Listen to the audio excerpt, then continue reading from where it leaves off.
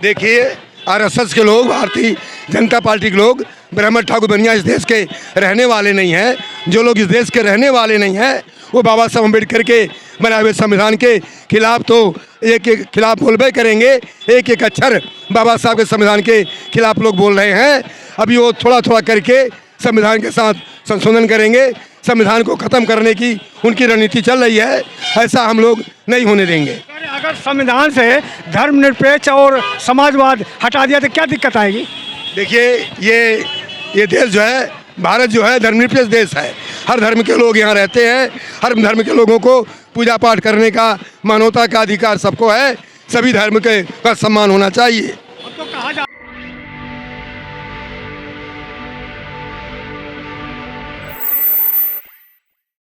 जय भीम, मैं मेवालाल और आप इस समय जंतर मंतर पर मैं आपको दिखाने की कोशिश कर रहा हूँ कि दिल्ली की जनता केजरीवाल के समर्थन में मोदी के खिलाफ, रेखा गुप्ता के खिलाफ जो झुग्गियाँ तोड़ रही हैं। यहाँ भारी संख्या में औरतें, मर्द, पुरुष, बच्चे सब आए। तो हमारे बीच में गौतम सर हैं, इनसे समझूंगा। सर, क्या करने आए थे यहाँ पर जंतर मंतर में? देखिए, हम लोग तो मोदी जी ने कहा कि जहाँ झुग्गी वही मकान, तो मोदी जी के जो भाषण था उसको सुनने और समझने के लिए आए थे कि मोदी जी जो कहते हैं वो करते हैं कि नहीं करते हैं। लेकिन मोदी जी ने जो कहा उसको किया नहीं, इसलिए जंतर मंतर पर हम आए थे। इसलिए कि मोदी जो है देश का प्रधानमंत्री होकर के झूठ बोलता है। पहले बोला था 15-15 लाख रुपया खाते में आ जाएगा। प्रधानमंत्री झूठ बोलता है। प्रधानमंत्री ने कहा कि 2,500 रुपया महिलाओं के खाते में आ जाएगा। प्रधानमंत्री झूठ बोलता है, बीजेपी झूठ बोलती है। और हम इसीलिए जंतर मंतर पर आए थे कि इनका जो है झूठ का पर्दाफाश करने के लिए। नेताजी कहाँ भूल रहे हैं आप? केजरीवाल और बीजेपी, मोदी सब एक ही चट्टे बट्टे के हैं। बोलिए। नहीं, ये बात आपकी जायज़ है, मैं मानता हूँ आपकी बात को, क्योंकि केजरीवाल की सरकार 10 साल थी, उन्होंने भी झुग्गी वालों को कोई प्लाट नहीं दिया। कांग्रेस वाले जो बनाए थे, जो झुग्गियाँ बनाए थे, जो मकान बनाए थे 64,000 से ऊपर, उसको भी इन्होंने दिया नहीं। इनको मौका मिला, इसमें कोई दो राय नहीं है। लेकिन अभी हम मोदी जी के और केजरीवाल जी के अंदर का जो गठजोड़ है उसको देखने समझने के लिए यहाँ आया हूँ। सर, मैं आपसे जानना चाहता हूँ, अब जो है बीजेपी कर रही है कि जो संविधान का प्रस्तावना में है वहाँ धर्मनिरपेक्ष और समाजवाद है, उसको रुकावट है, इसलिए हिंदू राष्ट्र नहीं बन पा रहा, इसको हटा देना चाहिए। देखिए, आरएसएस के लोग, भारतीय जनता पार्टी के लोग, ब्रह्म ठाकुर बनिया इस देश के रहने वाले नहीं हैं। जो लोग इस देश के रहने वाले नहीं हैं वो बाबा साहब अम्बेडकर के बनाए हुए संविधान के खिलाफ तो एक एक खिलाफ बोलबे करेंगे। एक एक अक्षर बाबा साहब के संविधान के खिलाफ लोग बोल रहे हैं। अभी वो थोड़ा थोड़ा करके संविधान के साथ संशोधन करेंगे। संविधान को ख़त्म करने की उनकी रणनीति चल रही है। ऐसा हम लोग नहीं होने देंगे। अगर संविधान से धर्मनिरपेक्ष और समाजवाद हटा दिया तो क्या दिक्कत आएगी? देखिए, ये देश जो है, भारत जो है धर्मनिरपेक्ष देश है। हर धर्म के लोग यहाँ रहते हैं। हर धर्म के लोगों को पूजा पाठ करने का, मानवता का अधिकार सबको है। सभी धर्म के का सम्मान होना चाहिए। तो कहा जा रहा है कि जो संविधान है बाबा साहब ने लिखा नहीं, BN राव ने लिखा है संविधान। भाई, अभी तो कह रहे BN राव ने लिखा है, एक दिन कहेंगे राजा राम ने लिखा है, कृष्ण ने लिखा है, हनुमान ने लिखा है। बाबा साहब अम्बेडकर का नाम ख़त्म करना चाहते हैं, लेकिन बाबा साहब अम्बेडकर का नाम विश्व में है। बाबा साहब विश्व के नेता थे, उनका नाम ख़त्म करना मोदी जी का, भारतीय जनता पार्टी का, आरएसएस का बच्चों खेल नहीं है।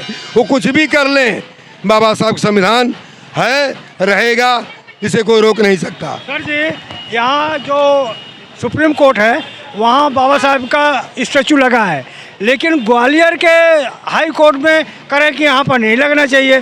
वहाँ के वकीलों ने विरोध कर रहे हैं। उनका कहना है कि लगे, मूर्ति लगे, इसमें कोई हमें दिक्कत नहीं है। इसका मिसयूज करते हैं इनके अनुयायी, अम्बेडकर के मानने वाले, वो बाबा साहब को पूजने लगते हैं, उनको आदर सम्मानने लगते हैं, ये मिसयूज करते हैं। बताइए क्या कहेंगे? देखिए, बाबा साहब करोड़ों दलित शोषित समाज के, बहुजन समाज के भगवान हैं। उन्हें मानता तो मिलेगी, ब्राह्मणवादी व्यवस्था उनके ज्ञान से नहीं, हमारी अज्ञानता पर टिकी है। वो तो चाहते ही हैं। आज बताइए, आपसे मैं ये सवाल पूछ रहा हूँ, क्या कारण है कि बाबा साहब की प्रतिमा पूरे देश में तोड़ी जा रही है, मूर्तियाँ उन्हीं की जगह तोड़ी जा रही है? इसका मतलब है कि ब्राह्मणवादी व्यवस्था बाबा साहब को नहीं मानती है। लेकिन चाहे मूर्ति तोड़ लें, मूर्ति लगाएं या न लगाएं, बाबा साहब विश्व के नेता थे, विश्व के नेता रहेंगे। इसे कोई माई का लाल रोक नहीं सकता। आजकल ये चल रहा बड़ा इटावा में, अब जो यादव हैं वो भी अपने को क्षत्रिय मानते थे, अपने को हिंदू सम्राट मानते थे।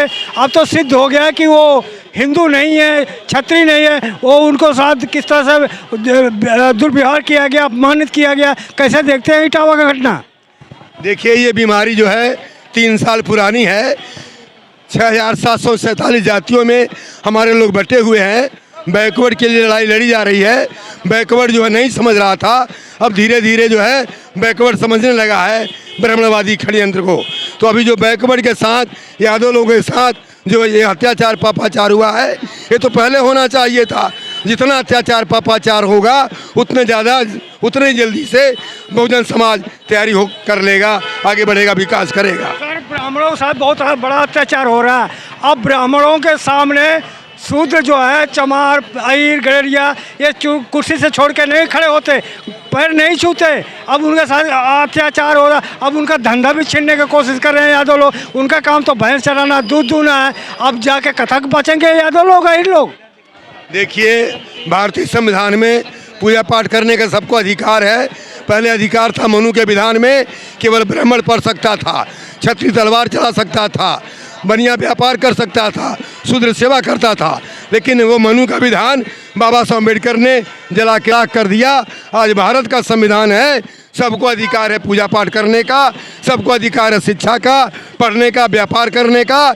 यही समस्या है कि ब्राह्मणवादी व्यवस्था के लोग घबराए हुए हैं। तो ब्राह्मणों के साथ अन्याय हो रहा है, वो कौन करेगा पूरा? मैं तो ये कह रहा हूँ, उनके साथ अन्याय नहीं हो रहा है, बल्कि बहुजन समाज अब धीरे धीरे जाग रहा है। उन्होंने जो आडंबर फैलाया था कि इधर जो है कि हनुमान सूरज को निकल ले गया, इधर जो है कि गणेश लड्डू खा रहा है, गणेश दूध पी रहा है, ये सारे आडंबर को अब समझ कब आप घुमा क्यों रहे हो? आज ब्राह्मणों का पैर कौन छू रहा है? अब उनके चारपाई से कौन उठ रहा है, कुर्सी कौन उठ रहा है? तो अब ब्राह्मणों का अत्याचार नहीं हो रहा है। आप इसमें घुमा दिया रहो बात को। मैं बिल्कुल घुमा नहीं रहा हूँ। आखिर ब्राह्मणवादी व्यवस्था क्यों परेशान है? बाबा साहब के मिशन से परेशान है, क्योंकि जिनको चारपाई पर बैठने का अधिकार नहीं था, जिनको कुर्सी पर बैठने का अधिकार नहीं था, जिनको पढ़ने का अधिकार नहीं था, उनका बेटा doctor, master, engineer, MP, MLA, minister बन रहा है। उनके बराबर में लंबी लंबी कुर्सी डाल के बैठ रहा है। तो ये सही, हमारा काम सिर्फ जो है सेवा करना है।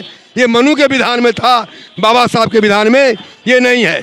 बाबा साहब के विधान में है कि विद्या व शेरनी का दूध है, जो पिएगा वो दहाड़ेगा। आज बहुजन समाज के लोग विद्या हासिल कर रहे हैं तो दहाड़ेंगे, इसे कोई रोक नहीं सकता।